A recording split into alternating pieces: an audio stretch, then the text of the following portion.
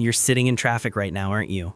Or maybe you just walked past your neighbor's driveway and saw that brand new luxury sedan sitting there, and for just a split second you felt less than.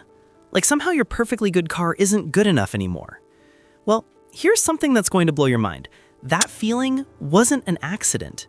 It was engineered, crafted, and sold to you by some of the smartest minds in advertising over the past century, and today I'm going to show you exactly how they did it, why they did it, and more importantly, how much money it's been costing you.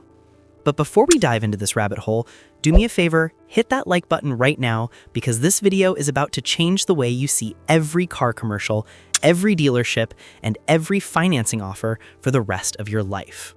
And make sure you subscribe because we're exposing the tactics that the automotive industry doesn't want you to know about. Hey, this is Mark, and you're welcome to AUTOSAYS. So let's go back to 1908 for a second. Henry Ford just released the Model T. And here's the thing, back then, a car was just a tool. It was like a washing machine or a lawnmower. You bought it because it got you from point A to point B faster than a horse could. Nobody was flexing with their Model T. Nobody was pulling up to impress anyone. It was black, it was basic, and it cost about $850, which sounds cheap until you realize that's equivalent to about $28,000 today. But then something shifted. In the 1920s, General Motors came along with a guy named Alfred Sloan, and he had this crazy idea. What if we made people feel like their car said something about who they are? What if we made them feel like driving last year's model was embarrassing? This is where the poison started. Sloan introduced the concept of planned obsolescence and something even more dangerous. The idea that your car is a statement about your status, your success, your worth as a human being. They started releasing new models every single year with minor changes, new chrome details, different tail fins, flashier colors, and suddenly people didn't just want a car that worked. They wanted a car that made them feel important. And here's where it gets dark. The advertising industry figured out that they weren't selling transportation anymore, they were selling emotions. Fear, pride, envy, desire. By the 1950s and 60s, car ads stopped talking about horsepower and fuel efficiency. Instead, they started showing you the life you could have. Beautiful women draped over hoods, successful men in suits shaking hands in front of Cadillacs, families smiling in station wagons like their happiness was directly tied to the vehicle they drove. They made you believe that without the right car, you were invisible, undesirable, unsuccessful. Now you might be thinking, okay, that was decades ago. Things are different now, right? Wrong. It's worse now. Way worse. Because now they've got data. They know your income, your credit score, your browsing history, your insecurities. Let me tell you what's happening right now at this very moment. You're watching YouTube, scrolling through Instagram, and boom, there's an ad for a car. But it's not just any car, it's the exact car they know will trigger you. If you're in your 20s and struggling financially, they'll show you a commercial with someone your age driving a sleek coupe with the tagline, "Don't wait to live your life." If you're a parent, they'll show you a family SUV with advanced safety features and ask, "Isn't your family worth it?" If you're middle-aged and feeling the weight of time, they'll show you a sports car and whisper, "You've still got it." Every single ad is a psychological missile aimed directly at your deepest fears and desires. And here's the kicker. The finance part of this scam is where they really get you. Walk into any dealership today, and they don't even ask if you can afford the car anymore. They ask what monthly payment you can handle. Think about that. They've reframed the entire purchase around monthly payments instead of the actual price of the vehicle. You walk in thinking about a $30,000 car, and they say, "Great news, we can get you into this $50,000 model for just $50 more a month."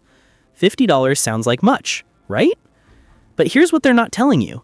That extra $50 per month over a 6-year loan is an additional $3,600, and that's before interest. Speaking of interest, let's talk about the financing trap. The average car loan in America right now is around 7 years. 7 years. Do you know what happens to a car in 7 years? It depreciates like crazy. The second you drive off the lot, that car loses about 20% of its value. After 1 year, it's lost about 30%. By the time you're halfway through that loan, you owe more on the car than it's worth. That's called being underwater, and millions of Americans are drowning in these loans right now. The average car payment in the United States is now over $700. That's $8,400 a year. And for many people, that's going towards a depreciating asset that's costing them even more in insurance, gas, maintenance, and repairs. But wait, it gets even more insane. The car companies have teamed up with banks and credit agencies to make sure you stay in this cycle forever. They've normalized the idea of always having a car payment. You finish paying off one car, and immediately they're sending you offers to trade it in and get into a new one. You deserve an upgrade. Treat yourself. Life's too short to drive an old car. It's a hamster wheel designed to keep you paying forever. And the craziest part? They've made it feel normal. Your parents had a car payment. Your friends have car payments. Everyone you know is financing vehicles they can't afford, so it must be okay, right? But let me ask you something. What if you didn't have that $700 a month car payment? What if you took that money and invested it instead? In 30 years, at a conservative 7% return, that's over $900,000, nearly $1 million. That's the real cost of believing that your car defines your worth. That's what they're stealing from your future. Now, some of you are probably thinking, okay, Mark, I need a car. I've got to get to work. I've got kids. I can't just ride a bike everywhere. And you're right. I'm not saying don't have a car. I'm saying don't let them manipulate you into buying more car than you need. Here's what they don't want you to know. A 5-year-old used car can be just as reliable as a brand new one, and it costs half as much. You can buy a quality used vehicle for $15,000 to $20,000, pay cash, or get a small loan you can pay off in 2 years, and then you're free. No more payments, no more being underwater, no more feeling like you're not good enough because your car doesn't have the latest tech package. But breaking free from this programming is hard because everywhere you look, you're being bombarded with messages that tell you otherwise. Every movie shows the hero driving something expensive. Every music video has luxury cars. Every influencer is posting their new ride. The message is constant.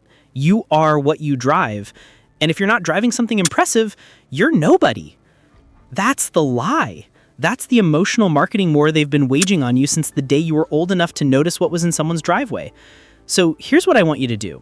The next time you see a car commercial, I want you to watch it differently. Don't just passively absorb it. Ask yourself, what emotion are they trying to trigger? What insecurity are they exploiting? What are they really selling?